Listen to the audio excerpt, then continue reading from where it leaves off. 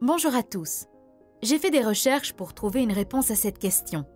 Est-il judicieux de commencer à investir sur le marché boursier dès maintenant? Surtout quand la plupart des experts nous avertissent que nous sommes sur le point de connaître un crash majeur.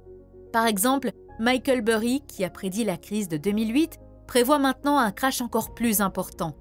Il a même mis ses prédictions en pratique et a récemment vendu la totalité de son portefeuille. Il n'est pas le seul à faire des prédictions similaires.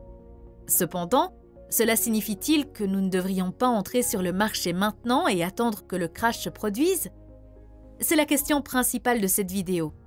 Honnêtement, je n'ai pas l'intention de vous convaincre de quoi que ce soit. Je vais simplement présenter mes conclusions et les actions que j'ai entreprises sur la base de ces conclusions. Vous êtes libre d'être d'accord, de ne pas être d'accord ou de dire que cela n'a aucun sens. La plupart des informations que vous allez entendre proviennent d'un livre intitulé « Just Keep Buying » de Nick Maggiulli. Bon, ne perdons pas plus de temps et commençons. Dans l'histoire des États-Unis, le plus grand crash boursier jamais survenu a eu lieu en 1929, lorsque le marché a chuté de 89,2%. À titre de comparaison, en 1999, pendant la bulle Internet, le marché a chuté de 78%. Lors de la crise de 2008, le marché a chuté de 54,1%. Il n'est donc pas difficile de voir que 1929 est le plus grand crash jamais survenu dans l'histoire des États-Unis. Maintenant, imaginez que vous êtes lâché en 1920 et que vous devez investir dans le marché boursier américain pour les 40 prochaines années. Vous avez le choix entre deux stratégies d'investissement. 1.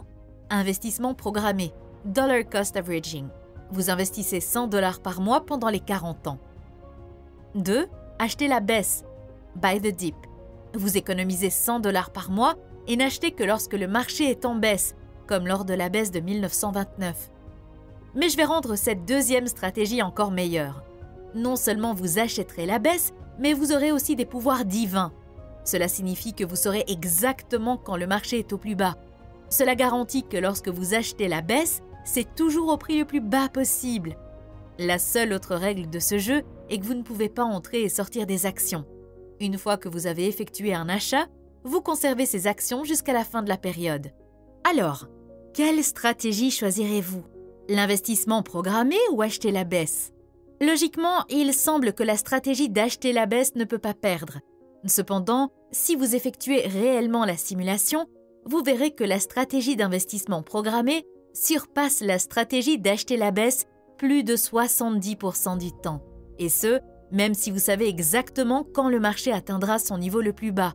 Comme vous pouvez le voir sur le graphique, lorsque Buy the Dip, acheter la baisse, termine avec plus d'argent que le Dollar Cost Averaging, investissement programmé, il est au-dessus de la ligne de 0%. Et lorsqu'il termine avec moins d'argent que le Dollar Cost Averaging, investissement programmé, il est en dessous de la ligne de 0%. Ce que vous remarquerez, c'est que l'achat de la baisse s'en sort plutôt bien à partir des années 1920, en raison du grave crash boursier. Cependant, il a cessé d'être performant après les années 1930. Comme vous pouvez le voir sur le graphique, plus de 70% du temps, la ligne est inférieure à la ligne de 0%, ce qui signifie que l'achat de la baisse sous-performe l'investissement programmé 70% du temps. La stratégie d'achat de la baisse ne fonctionne que si vous savez qu'une baisse sévère est à venir et que vous pouvez la chronométrer parfaitement. Ce qui rend la stratégie d'achat de la baisse encore plus problématique, c'est que nous avons jusqu'ici supposé que vous sauriez précisément quand vous êtes au plus bas du marché. Mais en réalité, il n'y a personne sur cette planète qui puisse le faire. Par exemple, si vous ratez le creux de seulement 2 mois, le taux de réussite de la méthode d'investissement programmé par rapport à la méthode des achats à la baisse passera de 70 à 97%. Donc même si vous êtes assez bon pour annoncer les points bas, vous perdrez quand même sur le long terme. Si vous essayez d'accumuler des liquidités et d'acheter au prochain creux, votre situation sera probablement pire que si vous aviez acheté chaque mois. Pourquoi? Parce que pendant que vous attendez le prochain creux, le marché est susceptible de continuer à monter et de vous laisser derrière. Un autre problème de l'achat de la baisse est que vous avez très peu de chances d'investir lorsque le marché s'effondre et que tout le monde panique. La conclusion de l'auteur est la suivante. Si Dieu ne peut pas battre l'investissement programmé, quelle chance avez-vous? Comme le suggère le nom du livre, à long terme, il est préférable de continuer à acheter, quel que soit l'état du marché. Vous pourriez vous demander si cela est vrai. Alors, pourquoi Michael Burry a vendu son portefeuille au lieu de just keep buying, juste continuer à acheter? Voici ce qu'il en est de Michael Burry. Il n'est pas un investisseur à long terme. Sa stratégie consiste principalement à trouver des paris à court terme et à gagner gros. Si demain Warren Buffett vendait l'ensemble de son portefeuille, cela signifierait quelque chose, car il est un investisseur à long terme. Mais ce n'est pas le cas de Michael Burry, et pour cette raison, il est préférable d'ignorer la nouvelle selon laquelle il vend son portefeuille. En tant qu'investisseur à long terme, cela ne signifie rien pour vous. À ce stade, vous pourriez vous dire « L'auteur du livre est tout à fait convaincant et j'aimerais investir, mais quelle stratégie d'investissement dois-je choisir ? Dois-je investir tout mon argent en une fois dès maintenant ou l'étaler sur 1 ou 2 ans ?» Pour trouver une réponse, faisons une autre expérience de pensée. Imaginez que vous ayez reçu $1 million et que vous deviez l'investir. Vous ne pouvez adopter qu'une seule des 2 stratégies d'investissement possibles. Vous devez soit investir tout votre argent maintenant, nous appellerons cette option investissement unique, lump sum, investir 1% de votre argent chaque année pendant les 100 prochaines années. Nous appellerons cette option investissement programmé, dollar cost averaging. Laquelle préférez-vous? Si vous partez du principe que la valeur des actifs dans lesquels vous investissez augmentera au fil du temps, il devrait être clair qu'il est préférable d'acheter maintenant plutôt que d'investir en moyenne sur 100 ans. Attendre un siècle pour investir ne sera pas favorable à votre pouvoir d'achat. Nous pouvons reprendre cette même logique et la généraliser à des périodes beaucoup plus petites que 100 ans. Car si vous n'attendez pas 100 ans pour investir, vous ne devriez pas non plus attendre 100 mois ou même 100 semaines. Par exemple, disons que vous avez $12 000 et que vous devez les investir dans l'une des 2 options proposées. Avec l'option investissement unique, lump sum, vous investissez les $12 000, tous vos fonds, le premier mois. Mais avec l'option investissement programmé, dollar cost averaging, vous n'investissez que $1 000 le premier mois et conservez les $11 000 restants en espèces pour les investir en versements égaux de $1 000 au cours des 11 mois suivants. Visuellement, cela ressemblerait à ceci.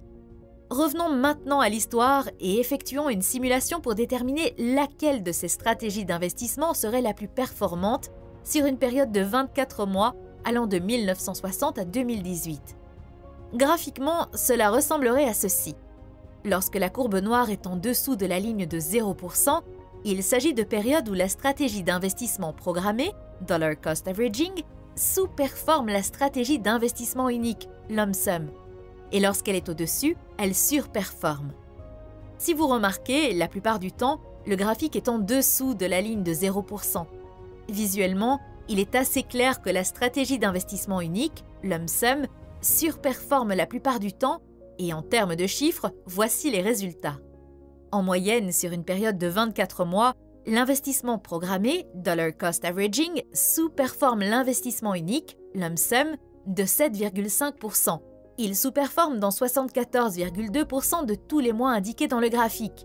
Soit dit en passant, il ne s'agit pas d'un horizon de temps court, mais de 58 ans. Si vous n'êtes pas encore convaincu que la stratégie d'investissement unique, lump sum, bat la stratégie d'investissement programmé, dollar cost averaging, nous pouvons étendre la période de temps et effectuer la simulation de 1920 à 2018. Visuellement, cela ressemblerait à ceci. Et en termes de chiffres, l'investissement unique, lump sum, bat l'investissement programmé, dollar cost averaging, 68% du temps, même sur un horizon temporel aussi long. La seule fois où l'investissement programmé, dollar cost averaging, surpasse les performances, c'est avant les crashs boursiers, 1929, 2000, 2008, etc. Ceci est vrai parce que le DCA achète dans un marché en baisse et par conséquent obtient un prix moyen plus bas. Qu'en est-il des actifs autres que les actions ? Plutôt que de vous noyer sous une multitude de graphiques montrant la performance supérieure de l'investissement unique, lump sum, je peux vous dire brièvement que les résultats sont assez similaires à ceux que nous venons de décrire. Même dans plusieurs classes d'actifs, LS surpasse DCA la majorité du temps.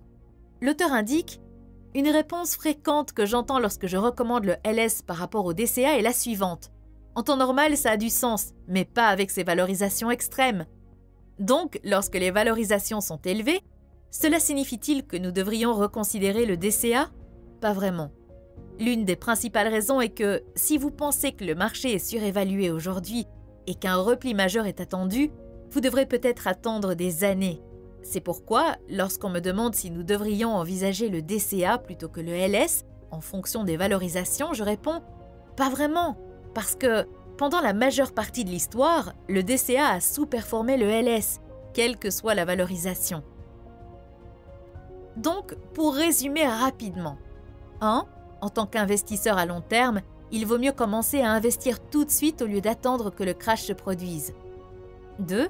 L'investissement unique, lump sum, est une meilleure stratégie d'investissement dans différentes classes d'actifs et la majorité du temps, elle sous-performe lorsqu'on investit juste avant les crashs, mais sur une longue période, elle récupère. Voici une autre question que vous pourriez vous poser.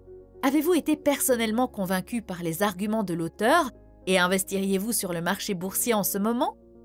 Voici mon opinion. Tous les chiffres et les données étaient logiques, mais je n'étais toujours pas sûre. J'ai été pleinement convaincue après avoir lu le raisonnement suivant. Lorsque vous investissez dans un panier de fonds diversifiés tels que le Vanguard FTSE All World, qui, soit dit en passant, comprend plus de 4115 entreprises dans le monde entier, vous investissez dans l'avenir de l'humanité. Vous dites simplement « Je crois que dans 10 ou 20 ans, l'humanité sera plus développée qu'aujourd'hui ». Par exemple, au XXe siècle, l'humanité a dû faire face non pas à une, mais à 2 guerres mondiales, à une guerre froide et à de multiples crashs boursiers, mais malgré tout cela, elle a continué à avancer. Je ne vous connais pas, mais je reste positive quant à l'avenir de l'humanité. C'est le raisonnement que j'ai suivi lorsque, combiné à toutes les données historiques, j'ai été convaincue. Bien sûr, être convaincu ne signifie rien si vous ne passez pas à l'action, n'est-ce pas? J'ai donc pris une décision et décidé d'investir 100 $ par mois dans un seul ETF que j'ai mentionné ci-dessus, le Vanguard FTSE All World. Le symbole de cet ETF est VWCE. La raison pour laquelle j'ai choisi celui-ci en particulier est qu'il ne couvre pas seulement les sociétés américaines comme le fait le SP500, mais inclut des sociétés d'autres pays en développement et déjà développés comme la Chine, le Japon, la France, l'Allemagne et bien d'autres. Lorsque vous êtes investi dans des fonds aussi bien diversifiés, vous ne vous souciez pas non plus beaucoup de la faillite de quelques entreprises. Par exemple, seulement 1,83% du fonds est investi dans Amazon, ce qui signifie que si demain Amazon fait faillite, je ne serai pas trop affecté. Et au cas où vous vous demanderiez quelle plateforme j'utilise pour acheter cet ETF, je vis actuellement en Europe et j'expérimente 2 plateformes, DEGIRO et Trading 212. Jusqu'à présent, j'ai une bonne expérience avec les 2 plateformes et je prévois de continuer à expérimenter avec les 2 pendant un certain temps. Enfin, 2 choses importantes à mentionner. 1. Personnellement, j'appellerais cet investissement une expérience. J'aime lire des livres et appliquer les choses que j'apprends à ma propre vie. Parfois cela fonctionne, parfois non. Faites donc vos propres expériences. 2. Faites toujours vos propres recherches. Voici un excellent exemple de l'importance de ces recherches. L'ETF que j'ai mentionné, VWCE, est accumulatif, ce qui signifie que les dividendes sont réinvestis automatiquement.